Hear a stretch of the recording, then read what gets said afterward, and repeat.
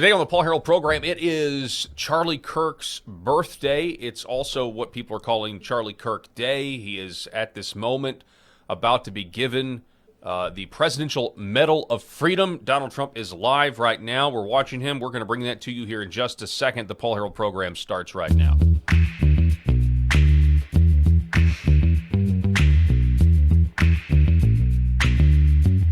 The Paul Harrell program.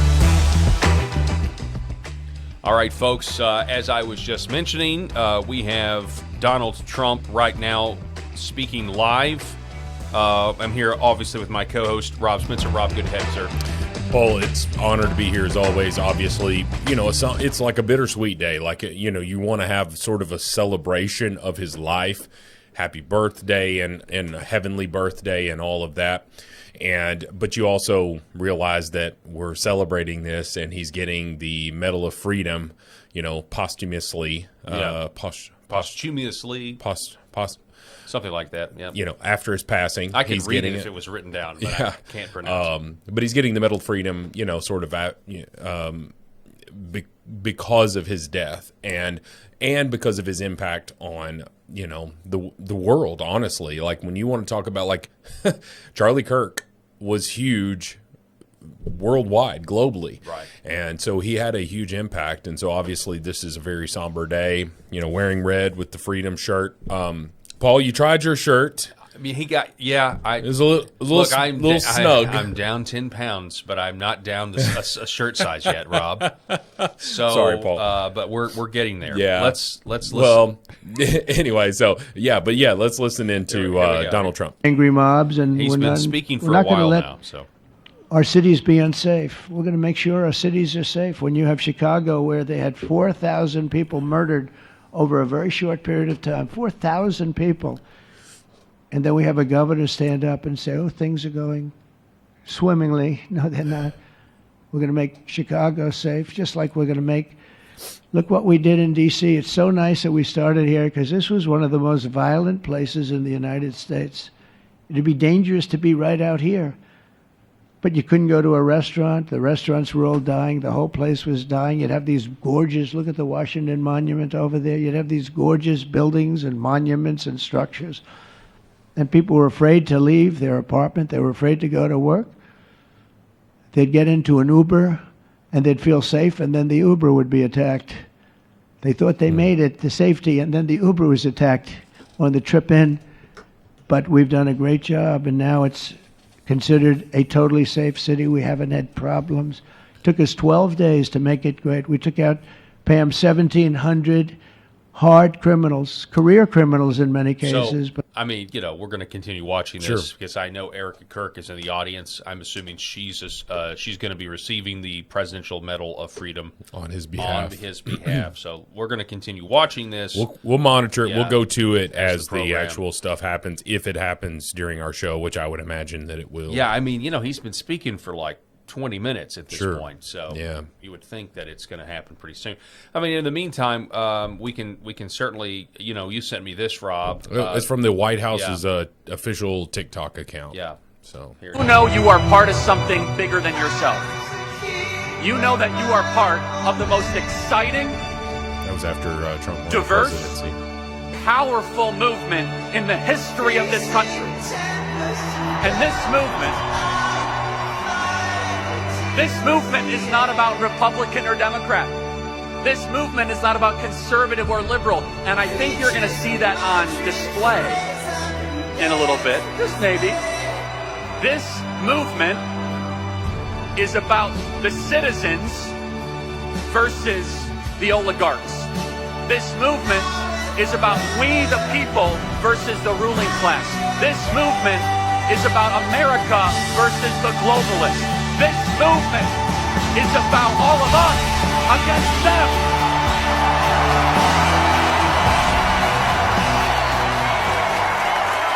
So he would have been 32 today. Is that right? Or 32 years old today. You know. Tomorrow it'll be 5 weeks since we all saw what we saw.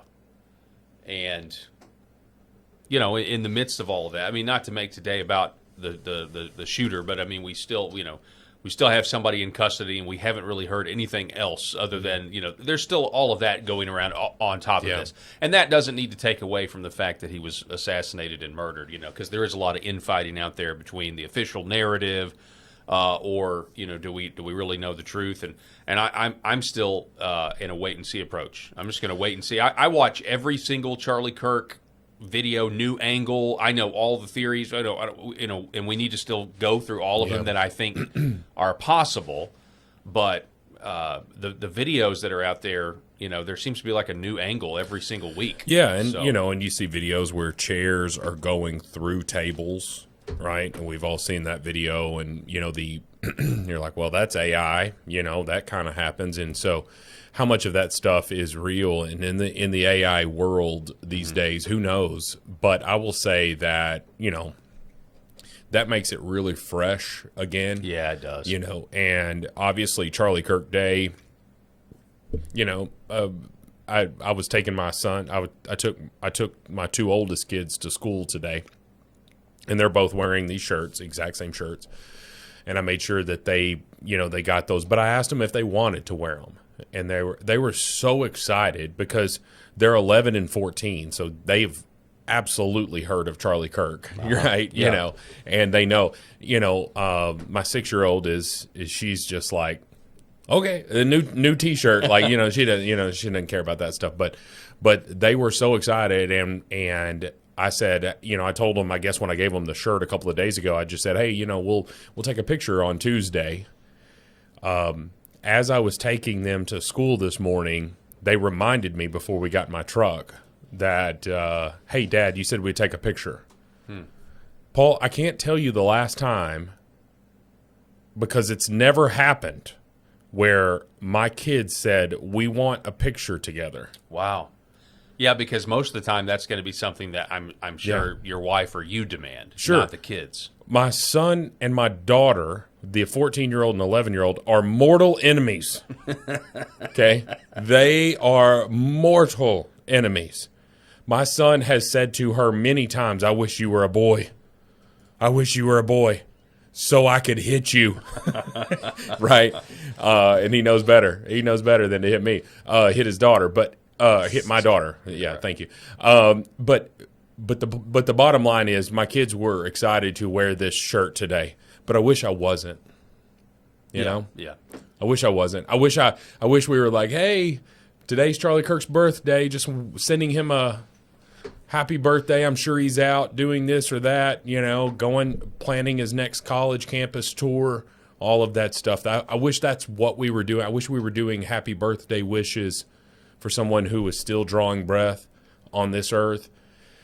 But, as a believer, and I know you are as well, I wouldn't want to take what he's experiencing away from him. Yeah.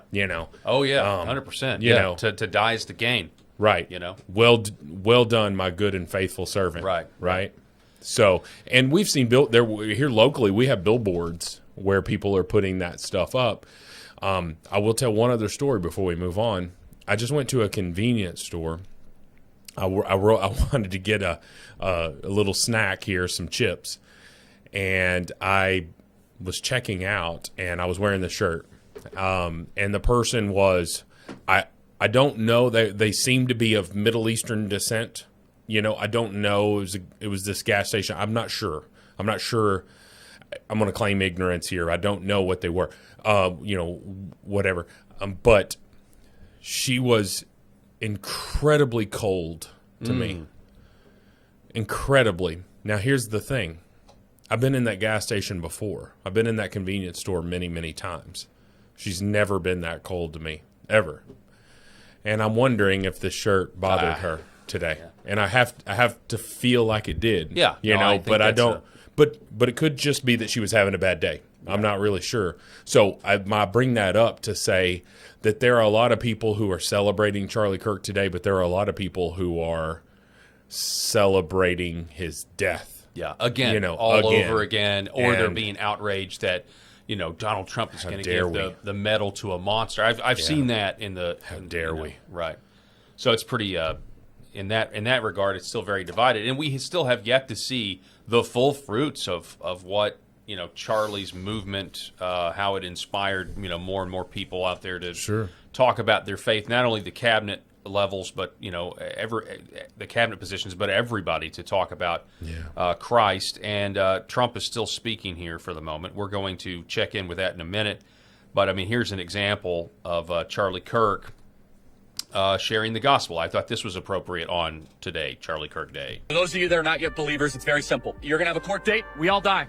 And you're all going to meet the supreme judge of the universe. Justice is getting what you deserve, which is going to a not so good place. We're all sinners and we all fall short of the glory of God. But thanks to the cross, a perfect loving God who came down in human form, human flesh, lived a perfect life and died for us so that we can live forever. At that moment, we're about to get that sentencing into eternal damnation. Somebody says, no, I know him. I know her. Welcome to eternal life. You have an opportunity. The gospel in 4 words is Jesus took my place. 3 words is him for me. 2 words is substitutionary atonement, and 1 word is grace. Grace you cannot earn. Grace you do not pay for. It doesn't matter how much money you give to the hospital. You can't earn it. It doesn't matter if you're a good person. It doesn't matter if you have always done the best you can, because what's different about Christianity is that it's a gift for all of humanity to receive regardless of everything that we have done. And your life will be transformed. You will be born again. Grace is not earned. It is given by a God who loves you and wants to spend eternity with you. It is the most important decision you can make in your life. Here I am. God bless you guys. Thank you so much. Undoubtedly, Paul, there are Christians. I'm going to put that in quote. Christians. These are the same ones that will wear the rainbow flag suit. And there's one pastor that I'm talking about there that's he's got this suit, and he calls him I can't believe that the racist and misogynistic. Right, I'm making fun of him a little bit there, and I'm glad to do that because his words make me angry, especially after seeing that. And I just say, Charlie Kirk had it figured out. Mm-hmm. I'm still on my journey. I still fall short every day, and I'm sure that Charlie did as well. We're all sinners. I fall short every day, but I'm also trying to find my place in grace and that whole earning it. And, our pastor talks about this a lot. He just says, you can't wait until you get this figured out or that figured out or this figured out or that before you come to God, before you come to him and say, I'm lost. There's nothing I can do here. You can't wait till you get all that stuff figured out, because you'll never figure it out. Yeah, you're not going to. Yeah. Right? But Charlie Kirk said, the gospel in 4 words, he took my place. Yeah. Right? And in 1 word, grace. Mm-hmm. But you want to tell me that man's not in heaven? You want to stand there in the pulpit preaching that this man was a racist and a misogynist, and there are plenty that homophobic, and there are plenty that there's also plenty that have they're not quite that far to the left, but they're enough to throw shade, to throw shade at him and everything else. It's pretty incredible, and it really goes to a blind spot in the overall evangelical community that honestly the most fertile mission field right now, if you want to talk about evangelism, are those on the right, are those that have recognized the evil of the left and know that it's wrong. Because there are those people out there that have done that, but they're not Christians. Those people exist. Or they're just angry and they're red-pilled. And there's a lot of woke evangelical churches that they don't want any part of that. Right. Because did you see Allie? So she's getting the Allie rounds Beth right. Stuckey. Allie Beth Stuckey. I've got a lot of those clips pulled, not for today, but for Millstone. She's incredible. She's incredible. And she debated 20 liberal Christians. Mm-hmm. I'm gonna put the Christians again in quotes. Let's stop right now. We've got Erica Kirk here. Let's listen to her. Encouragement. Thank you. This is live. And to all our friends and family that are here and watching from all around the world, thank you for loving us. Thank you for praying for us and for believing in what Charlie believed in. And to our Turning Point USA staff and the Charlie Kirk Show staff, we love you more than you could ever know. And to the Turning Point USA chapters that are watching all across America right now. You are the heartbeat of this future and of this movement. Everything that Charlie built, you guys are the legacy holders of that. You are living proof that his mission did not die with him. It lives through you. And Charlie always said the next generation will decide whether freedom endures. And because of you, I know that freedom will endure. It will. And today we're gathered not only to celebrate Charlie's birthday, but to honor a truth that he gave his entire life to defend, and that's freedom. The very existence of the Presidential Medal of Freedom reminds us that the national interest of the United States has always been freedom. Our founders etched it into the preamble of our Constitution, and those words are not relics on parchment. They are a living covenant. The blessings of liberty are not man's invention, they are God's endowment. Charlie lived for those blessings, not as abstract words, but as sacred promises. He used to love to journal about this topic all the time, and with such a heart postured of gratitude. And he believed that liberty was both a right and a responsibility. And he used to say, freedom is the ability to do what is right without fear. And that's how he lived. He was free from fear. He was free from compromise, free from anything that could enslave his soul. His name, Charles, literally means free man. And that's exactly who my husband was. He was a free man.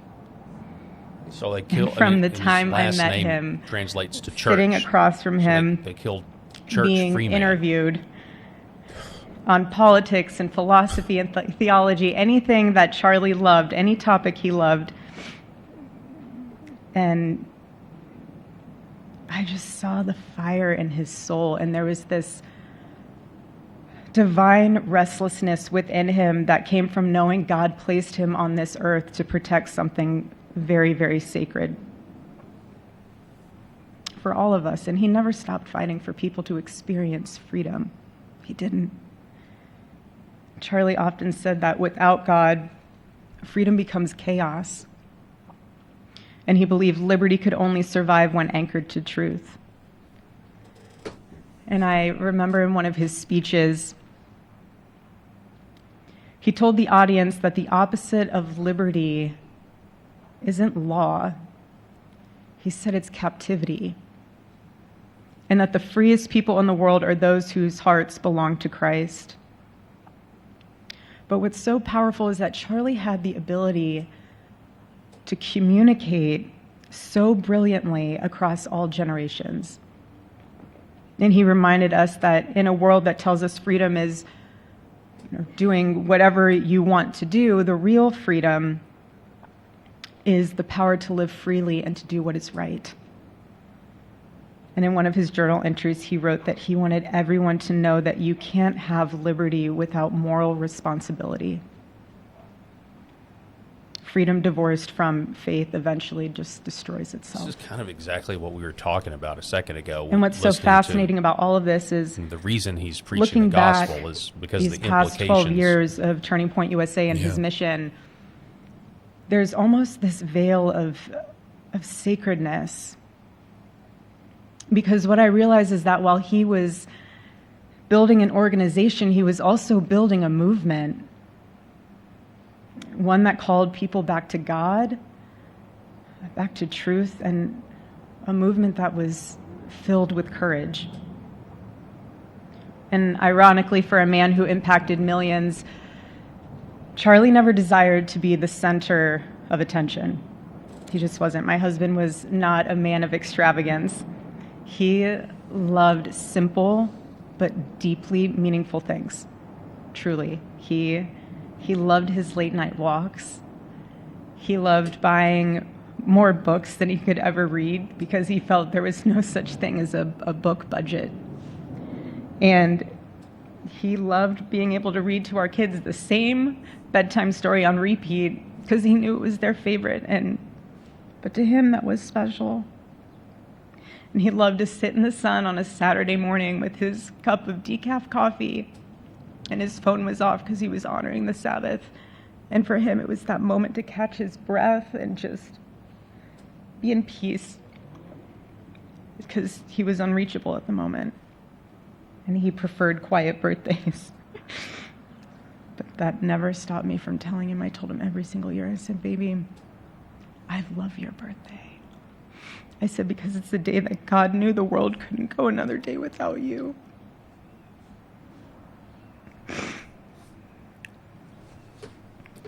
And so the rhythm of our usual birthday celebration for him was mint ice cream, mint chocolate chip ice cream. He only had it twice a year, on his birthday and 4th of July. It's just, and then after that, it was back to work as usual. But last year, his one birthday wish was to see the Oregon Ducks play the Ohio State. And they won. Oregon won that night. And it was by far one of the most memorable nights of his birthday experience of his life until today. And so, honestly, President Trump, I have spent 7.5 years trying to find the perfect birthday gift for Charlie. And it's so difficult. And those of you that have spouses or loved ones, you know how difficult it is sometimes to buy a gift for someone that you love, because he wasn't a materialistic man, so that also did not help. But now I can say with confidence, Mr. President, that you have given him the best birthday gift he could ever have.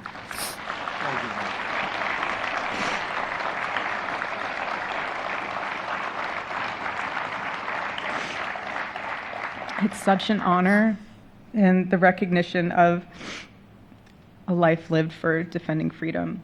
And that's what Charlie fought for until his last breath.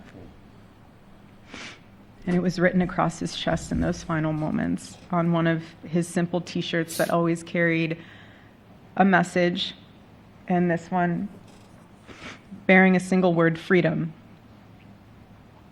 That was the banner over his life, and that shirt was a declaration. The same declaration he made in every speech, every campus visit, every time he shared the gospel at a church, every sleepless night that he would spend praying for the youth of this nation and planning for the future of our country, and just impressing upon them that when we defend liberty, we defend the soul of our nation. My husband never told anyone what to say. He never did. He never told anyone what to say. He would just encourage them to think. He would encourage them to think outside of the traditional political labels. He would want them to think in a way that was anchored in wisdom and truth. But he would never tell anyone what to say. Charlie wasn't content to simply admire freedom. He wanted to multiply it. He wanted to multiply freedom. He wanted young people to taste it and to understand it and defend it. He wanted them to see that liberty isn't self-indulgence, it's self-governance under God. He wanted them to see that. We're going to, I guess that's, a lot of you guys can go and watch the rest of the speech if you guys want to do that. We'll pop in whenever he's making the actual presentation. Yeah, exactly. We'll keep an eye on it and maybe rejoin it. A few things. Turning Point USA on today, honoring Charlie Kirk's 31 years, 31 ways to live like Charlie Kirk. Number one was honor the Sabbath. Now, I think Charlie thought the Sabbath was on Saturday. I know a lot of people still think that, and then there's also people that believe, like I do, that I think that it, in this side of the cross, my Sabbath is on a Sunday. That's when I go to church, and that's when I observe my rest. But this is, I only say that is because she just said that he turned his phone off on a Saturday. Yeah, right. That's the only reason I say that. Journal every day, man. I don't That's journal. There's no way.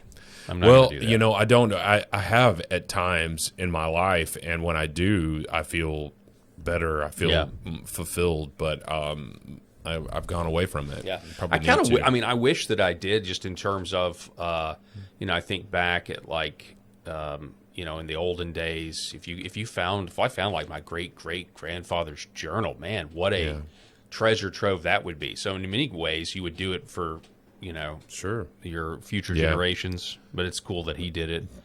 Go to church is number 8. Have kids, get married, register to vote, have conversations with people you disagree with. Yeah. Anyway, eat hot sauce is 14. Oh man. So I had some hot wings yesterday. So. Avoid. Let's see here. Avoid drugs and alcohol. Yeah, he didn't drink. What was the other one? Social media. Where's the social media? Limit your social media intake. Yeah, that's a need that big one for our kids. Yeah, too. I need that one for sure. But okay, so originally I had this plan before we cut back to Eric and Kirk.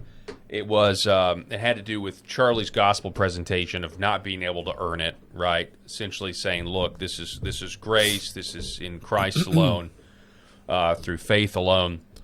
And Donald Trump has been over the last few weeks, he's been making a few different comments at the prospect of peace between Russia and Ukraine. A few weeks ago, he mentioned, he hopes that would get him into heaven. He was kind of asked a follow-up based on that remark. And this is what he asked in terms of this Middle East peace deal that's been getting so much fanfare. He was asked about this. Listen. I'm being a little cute. I don't think there's anything going to get me in heaven. Okay? He's got to be tongue-in-cheek here. I think I'm not maybe heaven-bound. I may be in heaven right now as we fly in Air Force One. I'm not sure I'm going to be able to make heaven. But I've made life a lot better for a lot of people. And as an example, had the election of 2020 not been rigged, you would have millions of people living just in Russia, Ukraine alone. That would have never happened. And it didn't happen for 4 years. And I knew Putin very well. It was the apple of his eye. All the things I've said would have never happened. We had an incompetent administration. We had an incompetent president. And because of a crooked election, millions of people are dead. And by the way, the Israeli thing was much harder to get settled because of the past administration. So the reason I bring that up is because there's a lot of people that are once again claiming, and I think legitimately so, hey, Trump doesn't fully grasp the gospel, doesn't fully get it, still trying to get to heaven through works. And I would agree with that because I think there's now multiple examples of him saying that, whether it's tongue-in-cheek, some of it is, some of it's not tongue-in-cheek, clearly.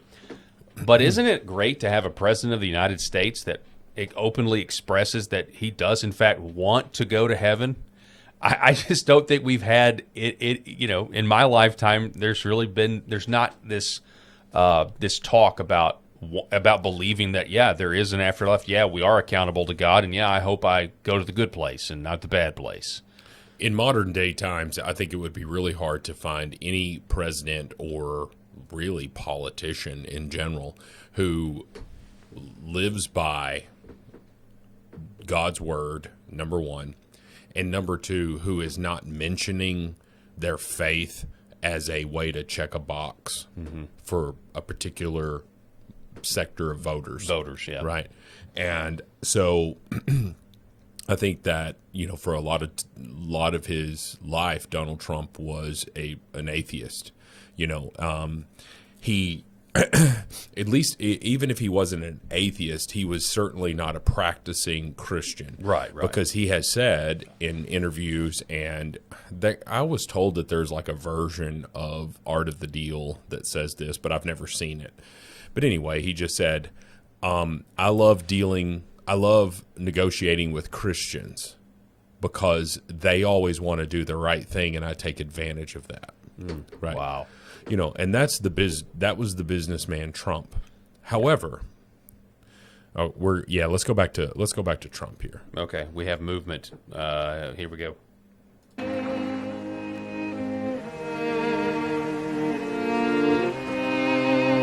Amazing Grace.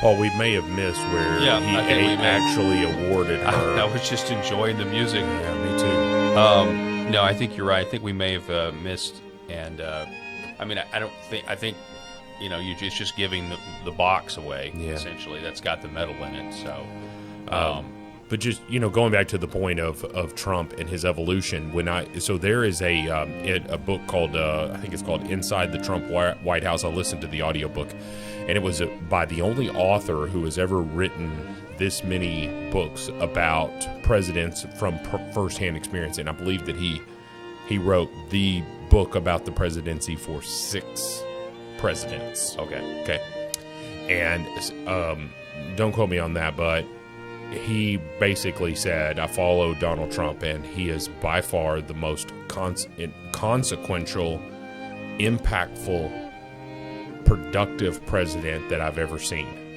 And he was talking about the first 3, that book came out after the year 3 of the Trump presidency. And he talked about the government shutdown and all of that stuff. And one of the big things was at some point in Donald Trump's life, and we don't know exactly when, he turned to God and he was like, I don't have this figured out. I've got to figure it out. And and it gives in great detail about one of the first things that he wanted to do leading up to his election was he wanted this certain pastor and or preacher or whatever you want to call her. It was a female. oh, you're talking about Paula White. Is it Paula White? Well, this is the big problem. Sure. This is one of the reasons why many people think that he doesn't grasp the Gospels, because he's surrounded himself with people like Paula White. Paula White at some point has made an impact on his life. Now, whether Paula White follows the gospel, the way it's supposed prosperity gospel. Sure, this prosperity gospel, the Joel Osteens of the world, all of that stuff. I don't buy into all of that. Yeah. But I can just tell you that he was very, very, very dedicated to having her pray over everything that was happening. Yeah.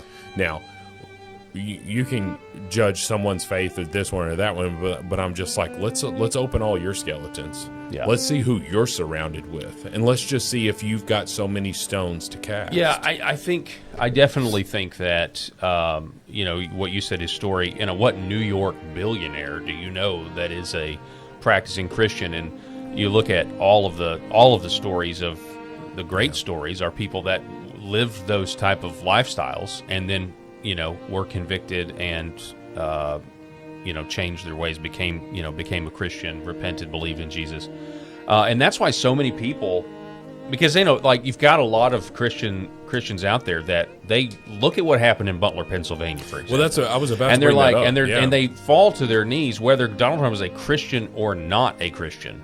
They fall to their knees and they thank the Lord for sparing his life and also sparing the country. I mean, this is how I was, because at the end of the day, you don't truly know a man's heart. You can listen to his words about trying to work his way to heaven and say, yeah, you don't have it, man, and you can pray for him. And that's what I would encourage everybody to do. Just obviously, it's always a good idea to pray, but specifically pray for President Trump, because the fact that he's now twice talking about thinking about getting into heaven, and so right, and that's a start. That's at least a start. And I want you to walk down the rabbit hole of, number one, Butler.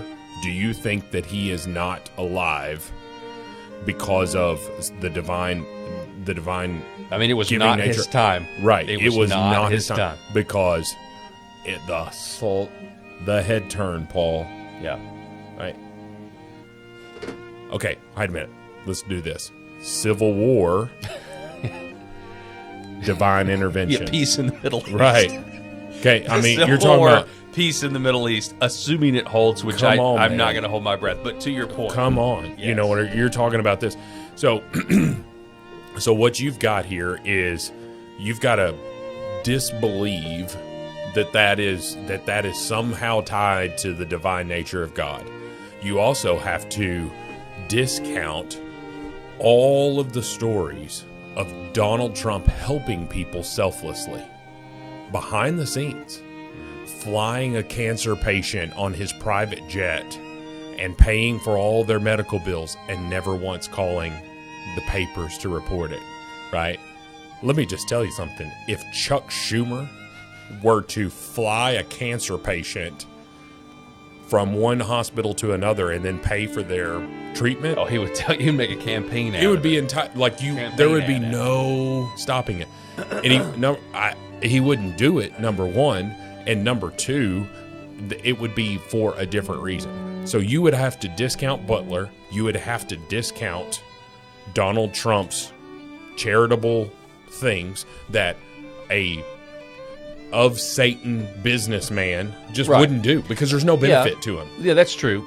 You know. Somebody might do it if they thought these were saving works. Sure, like, possibly. oh, yes, sure. So that's, but But- to your point, yeah, he's a charitable person. Right. So he's a charitable person when he doesn't have to be on all of that. So you would have to discount that as well. You would also have to discount what I believe, that Donald Trump won the 2024 election by far greater percentages than what was actually reported. That there was no sort of divine intervention there when Kamala Harris releases a book and says she was genuinely shocked by her loss. Wow. Even said it. Yeah. And you're like, wait a minute, were you not looking at the polls leading up to it? Okay. She thought that the Democrat cheat 2020. machine behind the scenes was going to get that stuff done, and we were going to have another 2020. Wow. Exactly. So she believed that. What happened there? Too big to rig. Yeah. Did that happen just because Donald Trump, like the Republicans changed some voting laws and stuff in certain states? No. I don't believe that.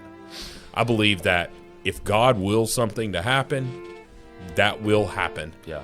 And so therefore, I believe he's our president because God wanted that. I think, well, I totally agree with that. And Yeah. I agree with, honestly, whoever's in office, ultimately, whether it's bad emperor, bad king, good king, Sure. ultimately the Lord's in charge of that too. Because even those people can be used as a judgment against the land. Oh, yeah. So, all right. So, Charlie Kirk, Presidential Medal of Freedom. It is kind of surreal to go back and listen to Erica Kirk there and tell those stories. I can't believe it's been 5 weeks. It feels like it's been a lot longer than that. Yeah. I'm going to shift gears here All right. because there's a story that has come to my attention, and you're getting this totally cold because I haven't even run it by you. Okay. Did you know there's an allegation out there called surveillance pricing? There's a phrase out there called surveillance pricing. Are you aware of surveillance pricing? No. Okay. Essentially, what it is the airlines have been doing this first, and it may be coming to a grocery store near you. Surveillance pricing is the practice of where the airline, while you're on the website, they surveil your IP address, they know your zip code, and they're going to give you a lower price if you live in a poor neighborhood than and they're going to give you a higher price if you live in a wealthy neighborhood. I have just now figured out that this is a practice. I had no idea, but I will tell you something. It does explain the demographic breakdowns of flying commercial. Well, I'll tell To me, So the only thing that I've seen this, Paul, is that they say you should always use a VPN if you are trying to book a flight, because, and I've seen this before many times, you go on to American Airlines website or whatever, and you're trying to book a flight for this date to this date, and you don't have a VPN going. Well, you get a certain price, right? And then, you come back 30 minutes later, and they've lowered the price, maybe $10, right? Well, then, you're like, okay, well, I go back to it and I check it again later that afternoon, and they've lowered it $20. They're trying to entice me to buy it. right. But then there's also, it works conversely, like you keep checking flights for this date, right? You keep checking them. So we're going to just raise all the prices for that date. You've now waited too long. You should have booked it right when you had it. Right. So I have started, anytime I ever book a flight, I always use a VPN, and I change it to different, what do you want to call it, areas of the country, because you can change your VPN, location or whatever. And so it's not a shock to me that this would going also happen. Yeah. Well, it was a shock to me because and the allegation is, and we'll get into it here. Just I got to get a little article here in defense of surveillance pricing.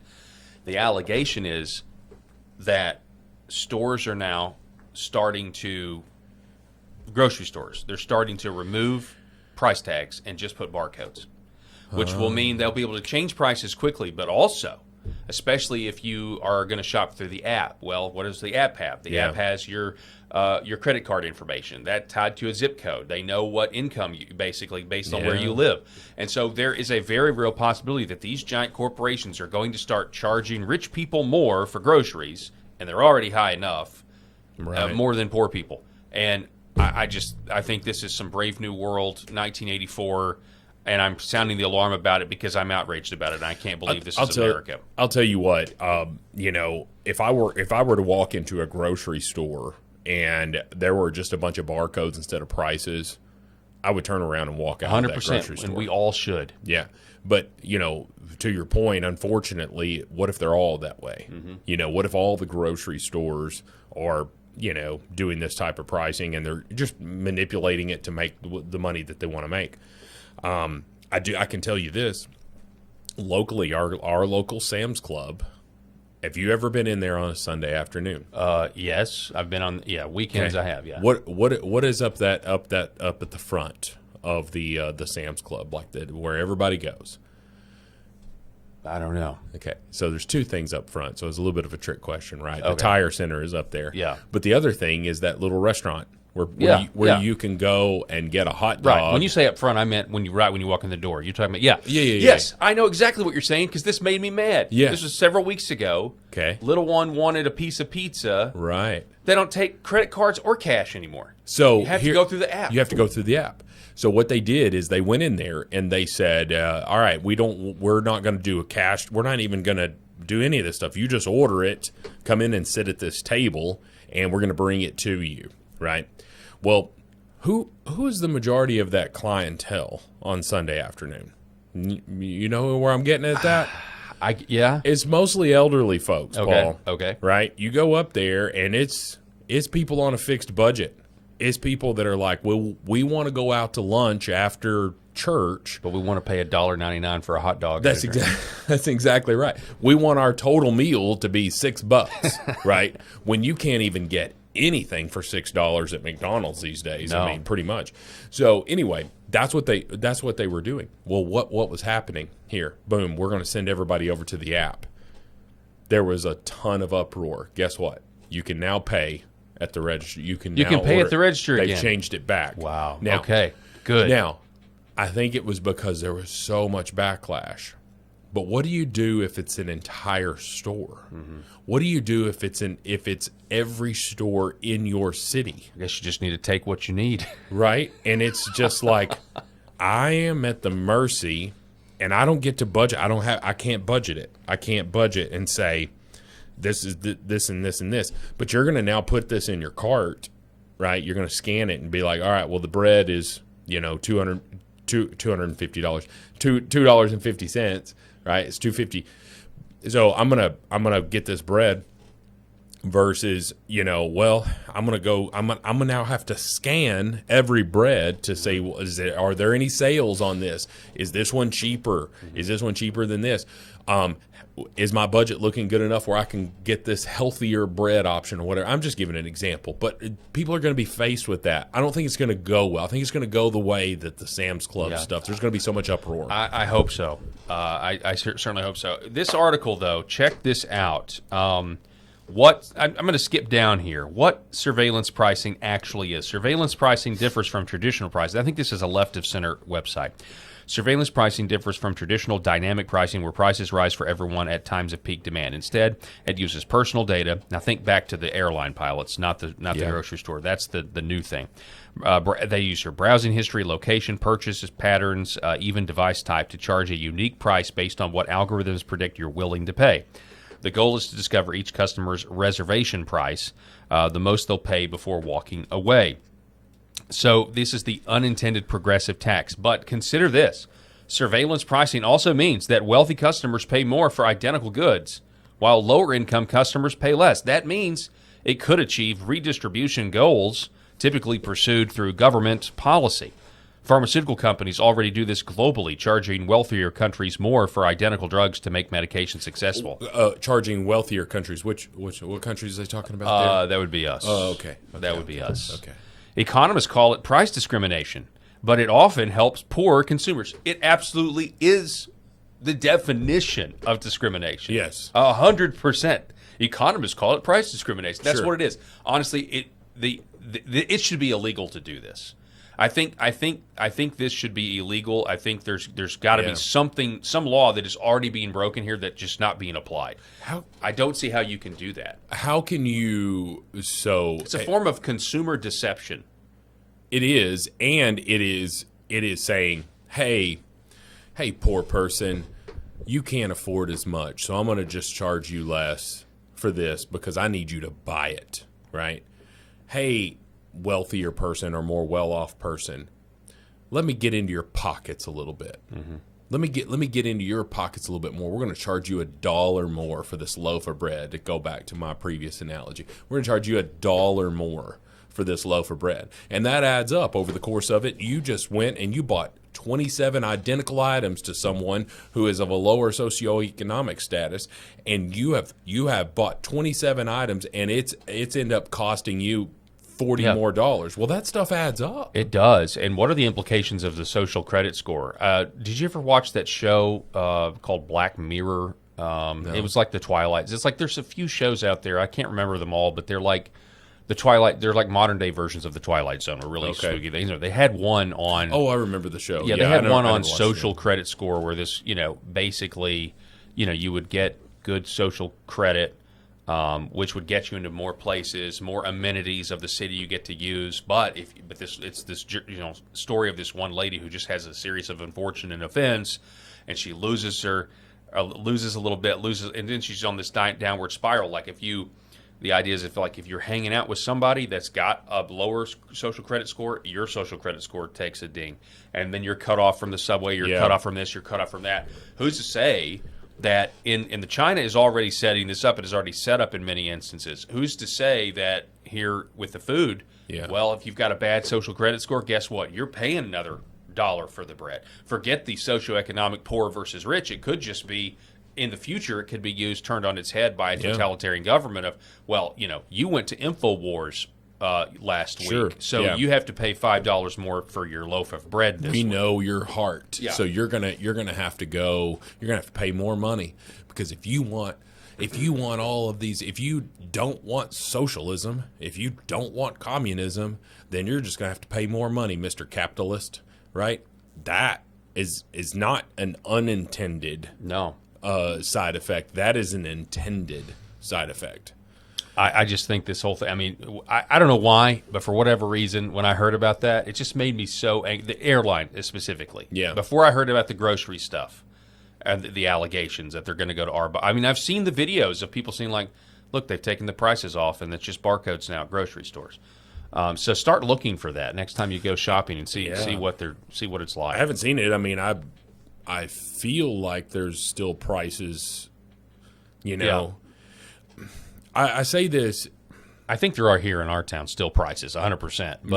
But I've seen videos where it's just barcodes. Yeah. So I don't think it's a good thing, and I don't think that it's gonna I don't think it's gonna go like they think that's gonna go. Well, I hope there's so. gonna be an uprising of stuff. I hope so. Antifa, the new talking points for Antifa have just been released, and apparently they're now a terrorist group, but now the media says no, just kidding, they're no. There's no Antifa. This is an entirely imaginary organization. There is not an Antifa. I don't even know what Antifa is. There is no group. It's not even like far-right groups like the Proud Boys and Oath Keepers. Compared to right-wing extremists, Antifa-linked violence is rare and limited. It isn't an organization. It is a in many ways mythology. It's not like the Proud Boys or the Oath Keepers, sort of defined terrorist organizations with leadership that leads violence. It's not a highly organized movement. It's a moniker. It's not a unified group like the Proud Boys are. Things like Antifa are things that are thought up. It's all in this guise of going after Antifa, which is nothing. There's no organization called Antifa. Nobody's a member of Antifa because it doesn't exist. They are just declaring into existence something that doesn't exist. There is no Antifa organization, so maybe that's good for social media, but it really is non-existent. They exist on the internet in chat rooms and in 4chan and Discord and places like that, where they run discussion boards, trade tactics, documents, things like that. But none of them are called Antifa. Oh, interesting. You can go on CNN's website, the New York Times. You can go on any liberal mainstream. You can search Antifa. You can find article after article after article detailing their existence. They do in fact exist, and they are an organization.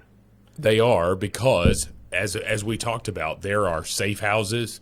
There are where those things are stocked. When there is an area where they're going to create this discord, pallets of bricks will be delivered. Who's paying for that? Who's bringing that stuff? Who's giving them all of these supplies? Because these people are living in their parents' basement. They don't have jobs, right? These people are living in their parents' basements without jobs. Who's giving them all this money? Who's feeding them? Who's clothing them? Who is giving them all of these supplies? We know there is dark money feeding that, right? Again, I'm listening to a book. That money exists on the right as well. There's dark money groups on the right. There are dark money groups on the right. Yes, that's the Foot Clan. What's the difference? I think it's the Foot Clan. I think all of these these are Foot Clan. They want to be Foot Clan. I think the Foot Clan is real. They're the ones with the safe houses, and Antifa are just essentially the real life version of the Foot Clan. Why do you always cover up your face? Right. Exactly right. If you were on the side of righteousness, why are you living in darkness? Yeah. And the Proud Boys and what's the other one? Oath Keepers. Oath Keepers. Okay. I have not. What violence have they committed? I haven't heard. No, I mean they were framed for. They were, Enrique Tarrio went to jail. He wasn't even in Washington D.C. I mean, that day. So what again? I'm going to ask. I'll ask all. They go of to these. marches, and they'll definitely they had a presence. They would protest. They were protesters. They're protesters. That's what they are. That's what they are. But I haven't seen any. I haven't seen them burn down cities. I haven't seen any of that stuff. I haven't seen them chunking bricks at people. I have seen Antifa do this, and I want to ask. I would ask all of those liberals if I was standing face to face to them, and I would ask them, at what point did you sell your soul? At what point did you say, I am a leftist and I do not care about facts? Whatever the right says, I'm going to disagree with. I'm going to say they're lying. I'm going to say it's a conspiracy. I'm going to say they're racist, misogynist, homophobic, all that stuff. Everything that the right says, I'm going to throw shade at, rather than having true principled stances on stuff. And if you don't think Antifa exists, it really is. When you say it like that, Is it a broad term to describe many of these activists? Sure, but you don't think the last guy was the only one that was willing to admit that there's organization on these chat rooms. Yep. That there's organization on these channels. These what is it called? 4chan. I'm not even a member of any of this crap. But so some of these people are being organized. Not all of them, but a lot of them. The heart of it. And those are the ones that are sending directives to people who are not fully Antifa, whatever. They're people who are just told to show up because their algorithm has told them that this is how they feel. Yeah. But they don't have principled stances. And you see that every time a conservative will go and interview them on the streets and say, what are you out here protesting? Well, Donald Trump is a fascist. Okay, what has he done that's fascist? Well, I don't really know. They gave me this sign. I mean, that's about what they say. So you're full of crap. Yeah. You sold your soul because you are unwilling to look at actual facts.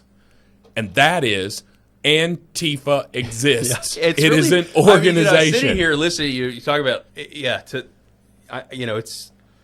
it is nuts that they're willing to just bold. I mean, that's a big one to just say no, it no longer exists. Here is Keith Ellison, and of course, right next to Keith Ellison is a tweet from Keith Ellison back in the day holding up an Antifa, the anti-fascist handbook, which is clearly an organized, handbook. So the fact that there is no, nobody even knows what it is. The first person I ever heard use the word Antifa was Donald J. Trump when he was going on about how there were good people on both sides in Charlottesville. That's the first time I ever heard anyone use the term. So now it's this amorphous thing, and if nobody's really Antifa, then everybody could be. Hang on, let me finish this real quick. And the reason you can't find them is because they're just that crafty. Okay, so here's the real kicker, because they bring up Charlottesville, because that was a clash, right? Mm-hmm. You had people that were legitimately there. They didn't want the Civil War monuments going down. Then you had, then you had Antifa. And then you had, some contingents of white nationalists that, Trump was not calling them very fine people. We know that very fine people hoax or whatever, and we know we know the death that happened there and how that's terrible and everything else, and it shouldn't have worked out that way. But there are reports out there about linking the Antifa that was there that day to the Azov battalion in Ukraine. I have no idea what that is. The Azov battalion is a literal Nazi version of a unit within Ukraine. Yeah, I remember that now. And there are, and you can find these links. You can find people saying this, and I would love it if the Justice Department in their investigation into who's funding Antifa would actually go down that route, because if it's ever proven that there are parts of Antifa that come from Ukraine. Mm-hmm. That they're funding this destabilization effort. Well, Putin has said he's fighting Nazis. Yeah, literally, because that's what they are. He's making that up. That's what they are in Ukraine. Mm-hmm. So, or not all of them. Yeah, I mean, maybe all. But there's that one specific, the Azov battalion. So, I don't know. I find the whole thing interesting. They need to run down every lead they can, and allegedly, and I haven't even seen this, but Glenn Beck did a program on the Antifa funding, because he was tracking down George Soros funding back on his old Fox News show, going over the Tides Foundation, George Soros and everything else a long time ago. So he's got kind of already done the work. Allegedly, he says the FBI came and saw him on Saturday and wanted to know everything. So he had his researcher there, and basically they shared all of their evidence with the FBI about the funding mechanisms with the Tides Foundation and George Soros and everything else. It exists. Antifa exists. Keith Ellison knew it in 2018, but nobody even knows what Antifa is.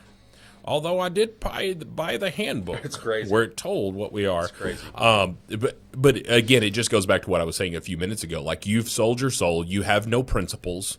You don't stand for anything legitimacy. It is just about opposing Trump, and I'm sick of it. Yeah, me too. And you know what? Tomorrow on the program, if we have time, I'd like to try to go over a little bit of what Alex Jones said about this thing called the Podesta Plan. Mm-hmm. He gave this breakdown on him and Tucker Carlson did an interview yesterday, and this Podesta Plan and the Civil War and what they're hoping for. I mean, it blew my mind, but there's receipts behind it. I think that's real. Like, they legitimately want ICE to do a mass casualty event, so that then they can claim, then they can rise up. And you've got Chuck Schumer out there saying they need a forceful uprising, quote, a forceful uprising, and results of all this.